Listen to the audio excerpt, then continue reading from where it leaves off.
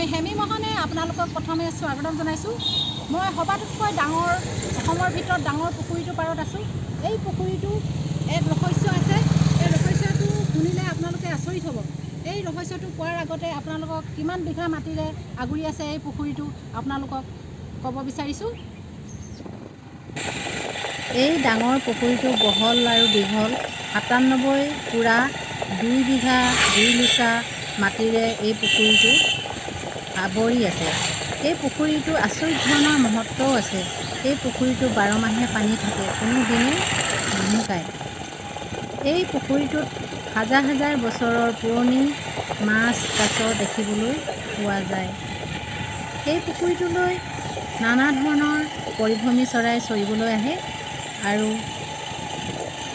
ডাঙৰ ডাঙৰ মাছ কাছবিলাকো দেখিবলৈ পোৱা যায়।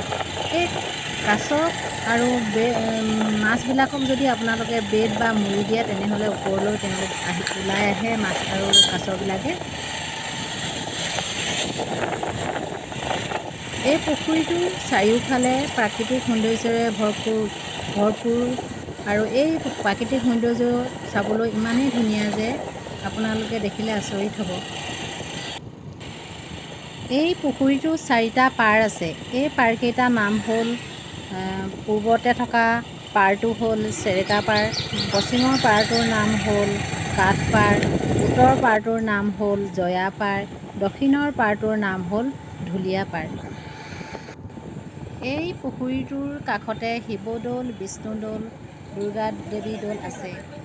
এই পুখুৰীটো শিৱসিংহৰ ৰাজত্বকালত বৰৰজা ফুলেশ্বৰী কুঁৱৰীয়ে খন্দাইছিল। এই পুখুৰীটো ক'ত অৱস্থিত জানেনে? শিৱসাগৰ জিলাৰ শিৱদৌল, বিষ্ণুদৌলৰ দেৱীদৌলৰ কাষতে আছে এই পুখুৰীটো। এই শিৱসাগৰ পুখুৰীটো শিৱসাগৰ টাউনৰ ওচৰতে লাগি আছে। আপোনালোকে যদি শিৱসাগৰলৈ আহোঁতে ৰংঘৰ, কাৰেংঘৰ, তলাতল ঘৰলৈ আহে সেই শিৱসাগৰ পুখুৰীটো কিন্তু চাবলৈ নাপাহৰিব। মোৰ ভিডিঅ'টো যদি ভাল লাগিছে তেনেহ'লে আপোনালোকে কমেণ্ট এটা কৰিব। ধন্যবাদ।